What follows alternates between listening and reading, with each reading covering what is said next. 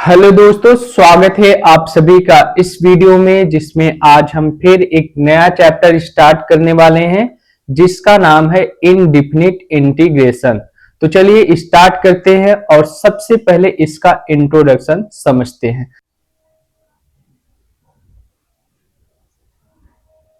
Introduction introduction का मतलब होता है परिचय। इंटीग्रेशन का मतलब होता है समाकलन। समाकलन, ठीक। अब देखो, जो हमारा ये समाकलन है ये दो तरह से पढ़ते हैं। दो तरह से पढ़ने का मतलब क्या होता है कि पहला जो हमारा होता है वो होता है इनडिफिनिट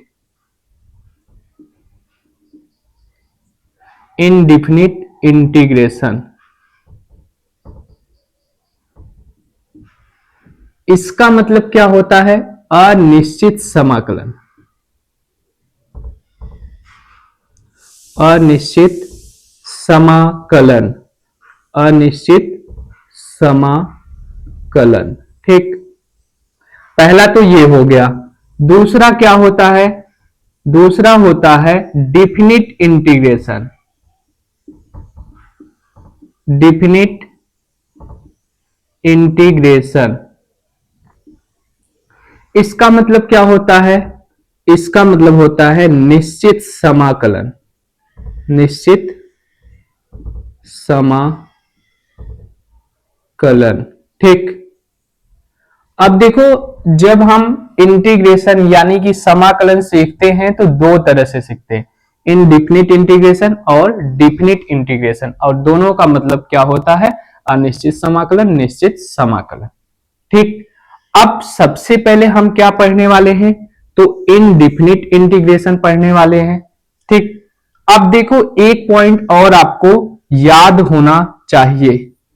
अगर हम बोले y बराबर एक फंक्शन ले लो fx, ठीक।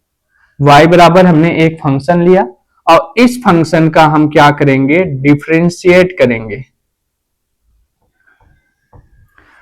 शॉर्ट में लिख लेते हैं, डिफरेंशिएट कर देते हैं विथ रिस्पेक्ट टू x।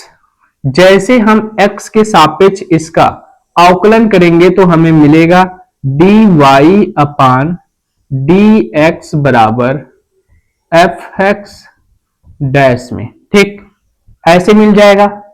यानी कि आप ये भी लिख सकते हो कि dd x ऑफ fx, ठीक। और इसके बराबर मान लो हमें ये मिल गया, ये fx, ठीक है। ये हो गया अवकलन, ठीक। अब देखो, अगर हम इस fx का समाकलन कर दे, समाकलन कर दे तो हमें मान लो मिला कैपिटल fx प्लस c। जैसे हमने जो अवकलन में आंसर आया था उसका हमने समाकलन कर दिया तो हमने जिसका अवकलन किया था वही मिल गया, लेकिन यहां पे c मिल गया। c क्या है? c एक इंटीग्रेशन कांस्टेंट है। क्या है? इंटीग्रेशन कांस्टेंट है। c इंटीग्रेशन कांस्टेंट है यानी कि समाकलनीय नियतांक है। अब इंटीग्रेशन में हमें इस c को सभी के साथ लिखना होता है। सबके साथ लिखोगे। अगर आप ध्यान से देखो, यहां से एक पॉइंट आपको मिलता है, जो हमारा समाकलन होता है वो अवकलन का रिवर्स प्रोसेस होता है। समाकलन किसका रिवर्स प्रोसेस होता है? तो आप कहोगे अवकलन का, ठीक है। अब दूसरा पॉइंट ये भी आपको याद रखना होगा, किसी भी कांस्टेंट का अगर हम अवकलन कर देते हैं तो उसका मान 0 हो जाता है। किसी भी कांस्टेंट का अवकलन करते हैं तो उसका मान 0 हो जाता है। ये भी आपको याद रखना होगा। और जो हमने पहला पॉइंट बताया था कि जो समाकलन होता है वो अवकलन का रिवर्स प्रोसेस होता है या व्युत्क्रम होता है, ये भी आपको याद रखना होगा। अब देखो अगला पॉइंट क्या याद रखना है, जो हमारा इंटीग्रेशन होता है उसे हम ऐसे सिंबल से प्रदर्शित करते हैं। जब भी आप इंटीग्रेशन करोगे तो ये वाला सिंबल आगे जरूर लगाओगे। क्यों? क्योंकि यहां से ही स्टार्ट होता है हमारा क्वेश्चंस या फार्मूला। ठीक है, ये सिंबल आपको लिखना होता है पहले। और उसके बाद चौथा पॉइंट ये होता है कि प्लस सी सबके साथ लिखना है। अगर नहीं लिखोगे तो आपका क्वेश्चंस गलत भी मान लिया जा सकता है। तो यहां से फाइनल रिजल्ट ये निकला कि हम पहले इनडिफिनिट इंटीग्रेशन पढ़ने वाले हैं, अनिश्चित समाकलन पढ़ने वाले हैं, और समाकलन का इंट्रोडक्शन भी आपको बहुत अच्छे से समझ में आ गया होगा। सबसे पहला आपका ये हेडिंग बनेगा स्टैंडर्ड फार्मूला। स्टैंडर्ड फार्मूला, ठीक। तो एक एक करके हम बात करते जाएंगे, आप लोग नोट करते रहिएगा जिससे आपको याद होना चाहिए। अगर आप ये फार्मूले याद रखोगे तो आपके लिए ही बेनिफिट होगा। क्यों? क्योंकि आप क्वेश्चंस को बहुत आसानी से कर पाओगे। सबसे पहले कहीं भी आपको मिल सकता है कि integration of a x plus b के पावर एन डी एक्स बराबर बताओ। ये पहला फार्मूला है, इसे आपको बताना है। तो देखो जब भी आपको ये आ जाए, ठीक, आप क्या करोगे, लिखोगे ए एक्स प्लस बी के power n plus one upon n plus one, और जो x का गुणांक होगा, जो x का गुणांक होगा, जैसे यहां पे x का गुणांक a है तो a को नीचे लिख देना है, ठीक, और प्लस c। अब यहां एक कंडीशन आती है कि n की जो वैल्यू होगी वो नॉट इक्वल टू -1 होगी, यानी कि n का मान कभी भी -1 नहीं होना चाहिए। -1 होगा तो ये फार्मूला नहीं अप्लाई होगा। ठीक है, अब ये कैसे आ गया, ये आपको जब हम आगे प्रतिस्थापन विधि बताएंगे तब ये डिटेल में बताएंगे कि ये कैसे आता है। ठीक, अभी के लिए आपको ये याद रखना है कि जो x का गुणांक होगा वो बटे में आएगा। तो इसे कैसे पढ़ोगे, ए एक्स प्लस बी की power n plus one upon A into N plus one plus C. C क्या है, इंटीग्रेशन कांस्टेंट है।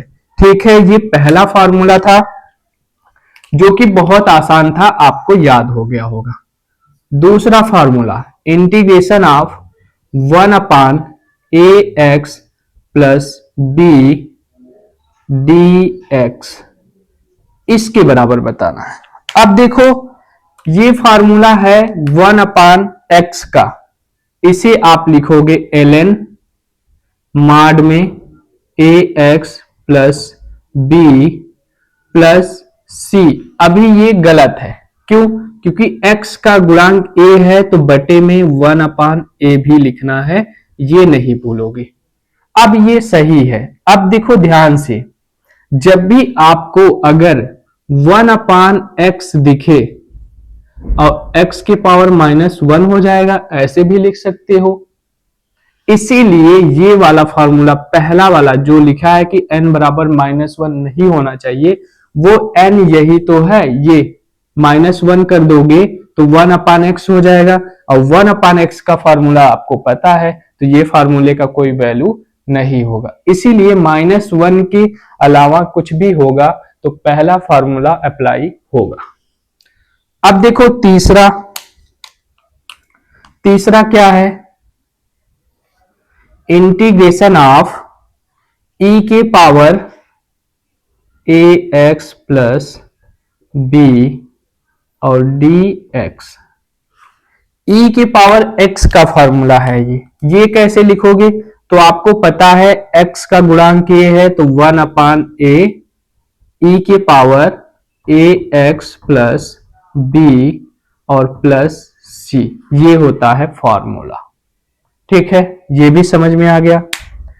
अब देखो चौथा, 4 नंबर जो है वो है इंटीग्रेशन ऑफ ए के power p x plus Q और डी एक्स बराबर, इसको अगर आपको फॉर्मूला में चेंज करना है तो आप इसको लिखोगे ए के power p x plus q upon x का गुणांक कितना है, p है, into l n a plus c, ये होता है फॉर्मूला। अब देखो हमारे पास 4 फार्मूले हैं, पहला x के पावर n का, दूसरा 1 अपान x का, तीसरा e के पावर x का और चौथा a के पावर x का। ये जो 4 फार्मूला आपने पढ़ा है ये अलजेब्रिक वाले हैं। तो देखो ये 4 फार्मूले आपको याद होने चाहिए, इन 4 फार्मूले को याद कर लीजिएगा। कल इस पे सबसे पहले क्वेश्चंस करेंगे, उसके बाद आगे हम त्रिकोणमिति के फार्मूला लेके आएंगे जो कि इंटीग्रेशन में बहुत ही यूज होता है। कल मिलते हैं, तब तक के लिए जय हिंद।